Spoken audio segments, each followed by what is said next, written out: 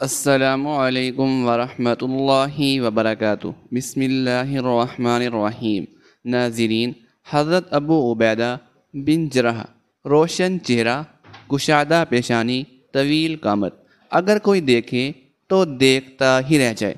ایک بار مل کر بار بار ملنے کو جی چاہے اور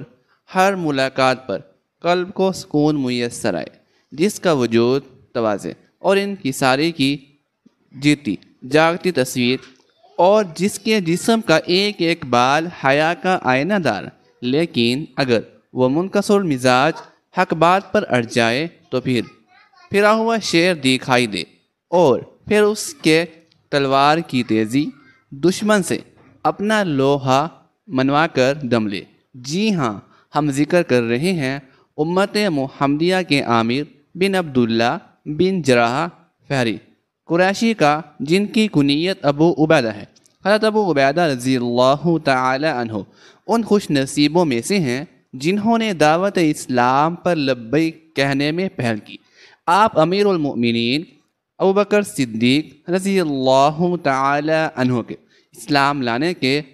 دوسرے دن حلقہ بگوش اسلام ہوئے، اور حضرت ابوبکر صدیق رضی اللہ تعالی عنہ کے دستے مبارک پر آپ نے اسلام قبول کیا، اور پھر حضرت عبد الرحمن بن عوف، عثمان بن مظعون اور ارقم بن ابی ارقم ایک ساتھ رسول اللہ صلی اللہ تعالی علیہ وسلم کی خدمت میں حاضر ہوئے، اور آپ صلی اللہ علیہ وآلہ وسلم کے دست مبارک پر کلمہ حق کا اعلان کیا۔ حضرت ابو عبیدہ رضی اللہ تعالی عنہ نے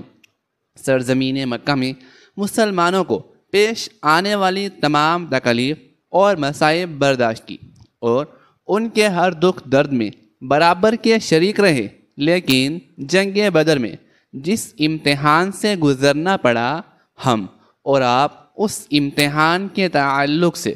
سوچ بھی نہیں سکتے۔ جنگ اپنے شباب پر تھی، اور ابو عبیدہ رضی اللہ تعالی عنہ مشرکین کی صفوں میں بھیڑ مچا رہے تھے۔ آپ کا کوئی خالی وار نہ جاتا۔ آپ کے طریق پہ حملوں سے مشرکین پر خوف و دہشت طاری ہو گئی تھی، اور آپ موت سے بے نیاز ہو کر یک کے بعد دیگرے مشرکین کو صفحہ ہستی سے مٹاتے چلے جا رہے تھے۔ آپ کی تلوار کی زد میں جو بھی آتا، موت اس کا نصیب بن جاتی، لیکن مشرکین کی اس بھیڑ میں ایک شخص ایسا بھی تھا کہ اگر وہ ابو عبیدہ رضی اللہ تعالی عنہ کے سامنے آ جاتا تو آپ نہ صرف یہ کہ راستے سے ہٹ جاتے، بلکہ پوری کوشش کرتے کہ اس شخص سے آمنا سامنا نہ ہو، لیکن وہ شخص وقفے وقفے سے آتا اور اللہ کے دشمنوں اور آپ کے درمیان حائل ہو جاتا۔ جب ابو عبیدہ کو اور کوئی راستہ دکھائی نہ دیا تو آپ نے اس کے سر پر تلوار کی ایسی کاری ضرب لگائی کہ وہ شخص دو ٹکڑوں میں کٹ کر آپ کے سامنے گر گیا۔ ناظرین، کیا تمہیں معلوم ہے کہ دو حصوں میں کٹ کر مرنے والا وہ شخص کون تھا؟ کیا میں نے تم سے پہلے نہیں کہا تھا کہ ابو عبیدہ رضی اللہ تعالی عنہ ایک ایسے امتحان سے گزرے ہیں جس کے تعلق سے ہم سوچ بھی نہیں سکتے؟ شاید تمہارا سر چکرا جائے جب تمہیں یہ معلوم ہو کہ وہ شخص جو کٹ کر گرا تھا کوئی اور نہیں، ابو عبیدہ رضی اللہ تعالی عنہ کے والد عبداللہ بن جراح تھے۔ لیکن نہیں، ابو عبیدہ رضی اللہ تعالی عنہ نے اپنے والد کو قتل نہیں کیا، بلکہ شرک جو ان کے والد کی شکل میں آیا، انہوں نے اس شرک کو اس دنیا سے مٹا دیا۔ شرک چاہے وہ باپ کی شخصیت میں کیوں نہ ہو، اسے ختم کرنے والے توحید پرست ابو عبیدہ رضی اللہ تعالی عنہ کی شان میں اللہ تبارک و تعالی نے یہ آیتیں نازل کی۔ حضرت ابو عبیدہ رضی اللہ تعالی عنہ کی قوت ایمانی، دین کے لیے ان کی نصیحت اور امت محمدیہ میں ان کی امانت داری حد درجہ مقبول تھی، اسی لیے محمد بن جعفر رضی اللہ تعالی عنہ فرماتے ہیں کہ عیسائیوں کا ایک وفد رسول اللہ صلی اللہ تعالی علیہ وآلہ وسلم کی خدمت میں حاضر ہوا اور درخواست کی کہ آپ اپنے صحابہ میں سے جسے چاہیں پسند فرمائیں ہمارے ساتھ بھیج دیں تاکہ مال کے معاملے میں ہمارے درمیان جو اختلاف ہو گیا ہے وہ اس کا فیصلہ کر دے، اس لیے کہ مسلمان ہمارے درمیان پسندیدگی نگاہ سے دیکھے جاتے ہیں۔ رسول اللہ صلی اللہ تعالی علیہ وآلہ وسلم نے فرمایا، تم شام کو میرے پاس آنا، میں تمہارے ساتھ ایک قوی اور حد درجہ امانت دار شخص کو بھیج دوں گا۔ امیر المؤمنین حضرت عمر بن خطاب رضی اللہ تعالی عنہ فرماتے ہیں، میں اس دن بڑے سویرے ظہر کی نماز کے لیے چلا گیا۔ اس دن میری یہ دلی خواہش تھی کہ رسول اللہ صلی اللہ تعالی علیہ وآلہ وسلم نے قوی اور امین کی جو صفت بیان فرمائی ہے، اے کاش کہ اس کا موصف میں نکلوں۔ جب رسول اللہ صلی اللہ تعالی علیہ وآلہ وسلم نماز ظہر پڑھا چکے تو آپ صلی اللہ تعالی علیہ وآلہ وسلم نے دائیں بائیں دیکھنا شروع کیا۔ میں بھی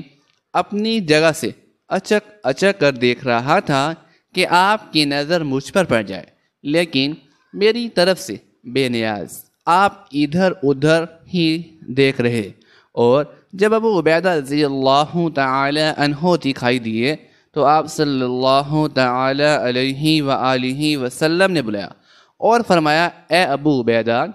ان عیسائیوں کے ساتھ جاؤ اور جن معاملات میں ان میں اختلاف ہو گیا ہے ان کو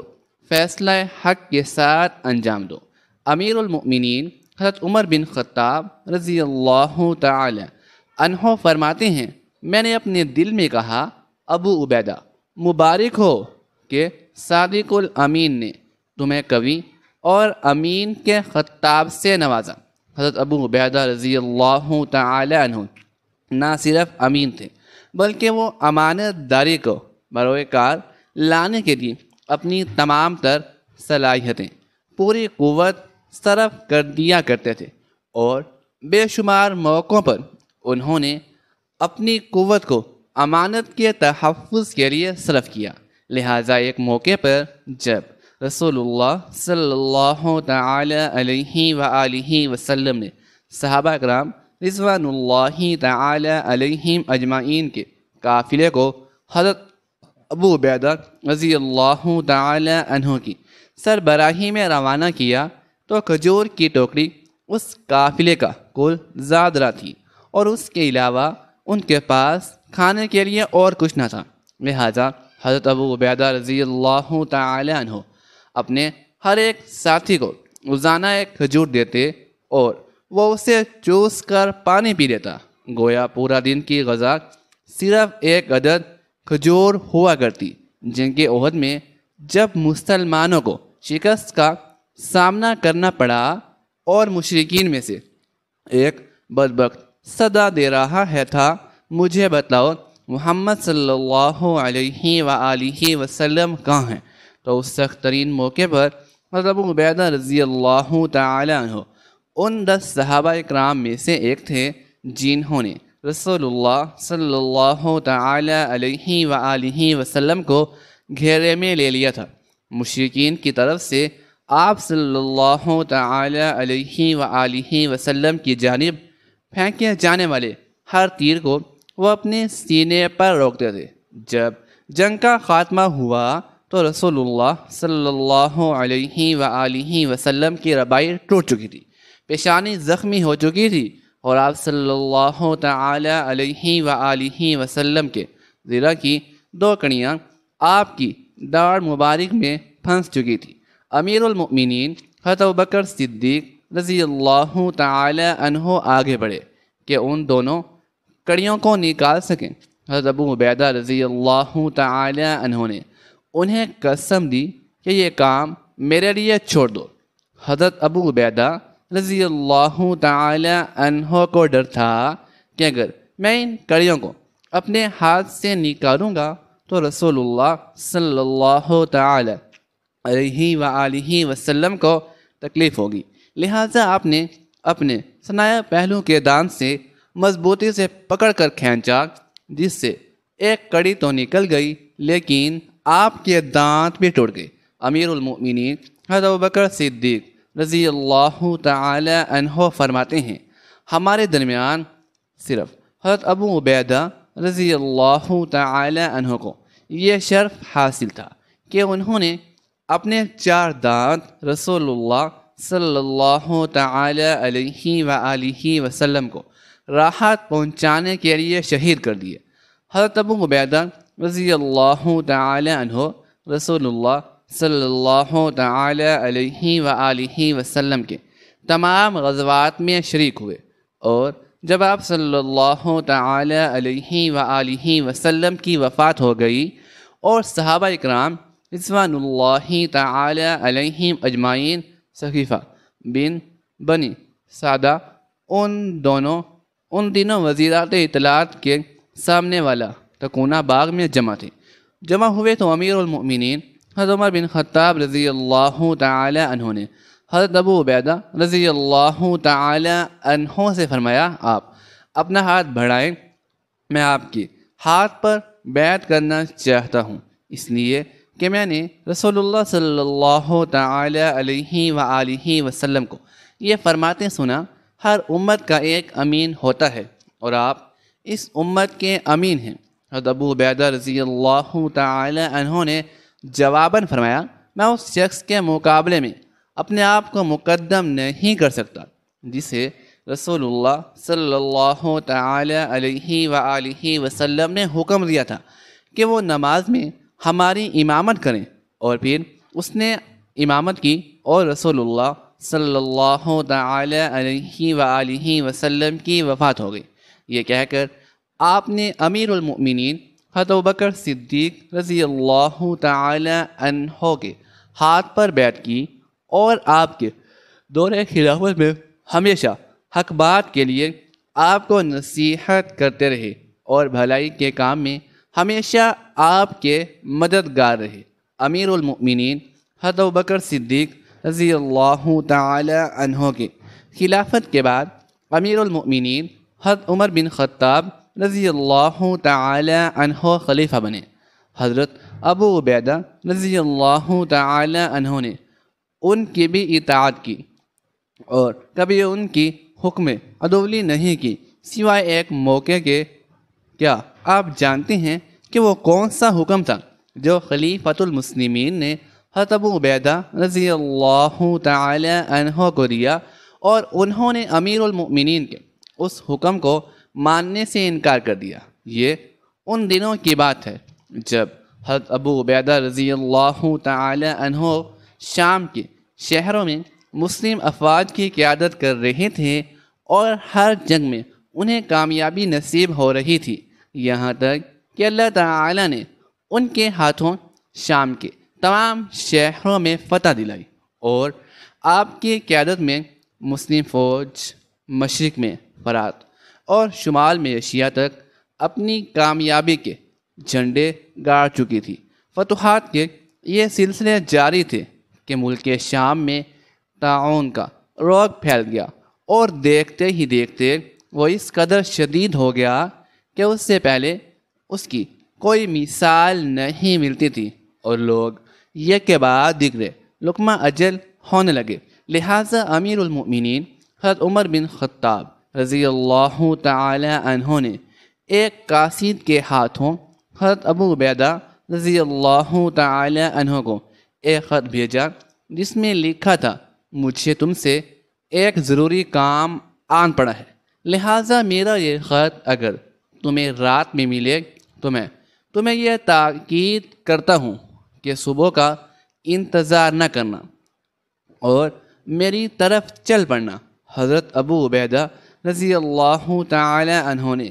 امیر المؤمنین حضرت عمر بن خطاب رضی اللہ تعالی عنہ کا یہ خط پڑھ کر فرمایا، میں جانتا ہوں کہ امیر المؤمنین کو مجھ سے کام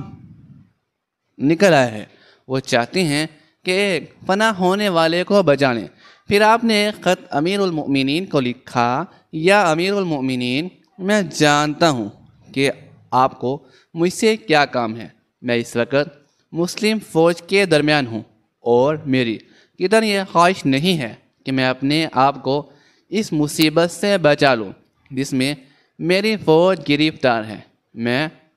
ان سے اس وقت تک جدا نہیں ہوں گا جب تک اللہ میرے اور ان کے معاملے میں فیصلہ نہ کر دے، اور جب میرا یہ خط آپ کو ملے تو جو قسم آپ نے مجھے دی ہے اسے اللہ تعالیٰ کے لیے ختم کر دینا، اور مجھے اجازت دینا کہ میں فوج کے ساتھ رہوں۔ جب امیر المؤمنین حضرت عمر بن خطاب رضی اللہ تعالی عنہ نے یہ خط پڑھا تو آنکھوں سے آنسو بہہ نکلے اور آپ ہچکیاں لے لے کے رونے لگے۔ حاضرین میں سے کسی نے پوچھا، امیر المؤمنین کیا بات ہے؟ کیا حضرت ابو عبیدہ رضی اللہ تعالی عنہ انتقال فرما گئے؟ آپ رضی اللہ تعالی عنہ نے فرمایا، نہیں، لیکن موت اس سے قریب ہے۔ امیر المؤمنین حضرت عمر بن خطاب رضی اللہ تعالی عنہ کا یہ گمان غلط ثابت نہیں ہوا۔ کچھ ہی دنوں میں حضرت ابو عبیدہ رضی اللہ تعالی عنہ کو طاعون نے آ گھیرا۔ وفات سے پہلے آپ نے مسلم فوج کو اس طرح وصیت کی، میں تمہیں ایک ایسی وصیت کر رہا ہوں کہ اگر تم نے اسے قبول کر لیا تو بھلائی ہمیشہ تمہارا نصیب رہے گی۔ نماز قائم کرو، رمضان المبارک کے روزے رکھو، صدقات دیا کرو، حج اور عمرہ کرو، اچھی باتوں میں ایک دوسرے کو نصیحت کرو، اپنے سرداروں کو نصیحت کرو تاکہ وہ گمراہی کا شکار نہ ہوں، اور کہیں ایسا نہ ہو کہ یہ دنیا تمہیں ہلاکت میں مبتلا کر دے۔ اگر کسی شخص کو 1000 سال کی بھی عمر مل جائے تو اس کا بھی انجام وہی ہوگا جو آج تم میرا دیکھ رہے ہو۔ والسلام علیکم ورحمۃ اللہ وبرکاتہ۔ پھر آپ حضرت معاذ بن جبل رضی اللہ تعالی عنہ کی طرف متوجہ ہوئے اور فرمایا، معاذ لوگوں کو نماز پڑھاؤ، ان کی امامت قبول کرو۔ اتنا کہہ کر حد درجہ سکون کے ساتھ اس دنیا کو چھوڑ کر اپنے مالک حقیقی کی طرف کوچ کر گئے۔ حضرت معاذ بن جبل رضی اللہ تعالی عنہ کھڑے ہوئے اور لوگوں کو خطاب کرتے ہوئے فرمایا، لوگو، آج تم ایک ایسے شخص کے غم میں ڈوبے ہوئے ہو جو اللہ تبارک و تعالی کی قسم بڑے کشادہ دل والا تھا، اور جس سے حسد کا دور دور تک کوئی تعلق نہیں تھا۔ عاقبت کی محبت میں اس سے شدید کوئی نہ گزرا۔ تم سب اس کے لیے رحمت کی دعا کرو۔ حضرت محمد مصطفیٰ صلی اللہ تعالی علیہ وآلہ وسلم کے پاس ایک اونٹنی تھی، اس کا نام شہپا تھا۔ جب اس کو یہ خبر ملی حضور صلی اللہ تعالی علیہ وآلہ وسلم کی وفات ہو گئی ہے تو اپنی جگہ پر بیٹھے بیٹھے رونے لگی اور چارہ پانی چھوڑ دیا، یہاں تک کہ 10 دنوں میں اسی جگہ پر بیٹھے بیٹھے اس اونٹنی کی بھی موت ہو گئی۔ ایک بار اللہ کے نبی حضرت محمد مصطفیٰ صلی اللہ تعالی علیہ وآلہ وسلم صحابہ اکرام رضوان اللہ تعالی علیہم اجمعین کے ساتھ ایک جگہ پر بیٹھے ہوئے تھے۔ کافی لوگ تھوڑی دور پر بیٹھے اللہ کے رسول کا مذاق اڑا رہے تھے۔ اتنی دیر میں وہاں سے ایک دیہاتی آدمی گزرا۔ اس نے کافروں سے پوچھا کہ یہ سامنے کون لوگ بیٹھے ہیں؟ تو کافروں نے بتایا کہ یہ محمد بن عبداللہ ہیں اور ان کے ساتھی ہیں۔ اس دیہاتی نے پوچھا کہ یہ کیا کہتے ہیں؟ کافروں نے کہا کہ یہ کہتے ہیں کہ میں اللہ کا رسول ہوں، تم لوگ میری مان لوگے تو دنیا و آخرت میں کامیاب و کامران ہو جاؤ گے۔ اس دیہاتی نے کہا، اچھا میں دیکھتا ہوں۔ اس دیہاتی کے ہاتھ میں مری ہوئی گو تھی۔ یہ چھپکلی کی طرح ایک جانور ہوتا ہے، یہ دیواروں پر چپک جاتی ہے، اس دیہاتی نے اللہ کے رسول صلی اللہ علیہ وسلم کے سامنے وہ گو پھینکتے ہوئے کہا، کیا محمد بن عبداللہ اگر یہ گواہی دے دے کہ آپ اللہ کے نبی ہیں تو میں ابھی کلمہ پڑھ کر مسلمان ہو جاؤں گا۔ اس دیہاتی نے مذاق اڑانے کے لیے حضور صلی اللہ علیہ وسلم سے یہ باتیں کہی تھیں۔ حضور صلی اللہ علیہ وسلم اپنی جگہ سے اٹھے اور اس گوہ کے پاس آ کر کھڑے ہو گئے اور پھر فرمایا کہ اے گو اٹھ جا اور گواہی دے۔ یہ سن کر وہ مری ہوئی گوہ نے اپنی آنکھیں کھولی اور حضور کے سامنے سیدھی ہو کر بیٹھ گئی اور کہنے لگی، یا رسول اللہ صلی اللہ علیہ وسلم، میں گواہی دیتی ہوں کہ آپ اللہ کے سچے اور آخری رسول ہیں۔ یہ دیکھ کر وہ دیہاتی اسی وقت مسلمان ہو گیا۔ ناظرین، حضرت فاطمہ الزہرا رضی اللہ تعالی عنہا فرماتی ہیں کہ ایک دفعہ اللہ کے رسول صلی اللہ تعالی علیہ وسلم کے سرحانے بیٹھی ہوئی تھی کہ کسی شخص نے السلام علیکم یا اہل بیت نبوت کہہ کر اندر آنے کی اجازت طلب کی۔ میں نے کہا، اے اللہ کے بندے، اللہ تمہیں جزائے خیر دے، اللہ کے رسول کو آرام کرنے دو، آپ صلی اللہ تعالی علیہ وسلم عبادت میں مشغول ہیں۔ آنے والے نے بلند آواز سے کہا، مجھے اندر آنے کی اجازت دے دو، کیونکہ اس کے بغیر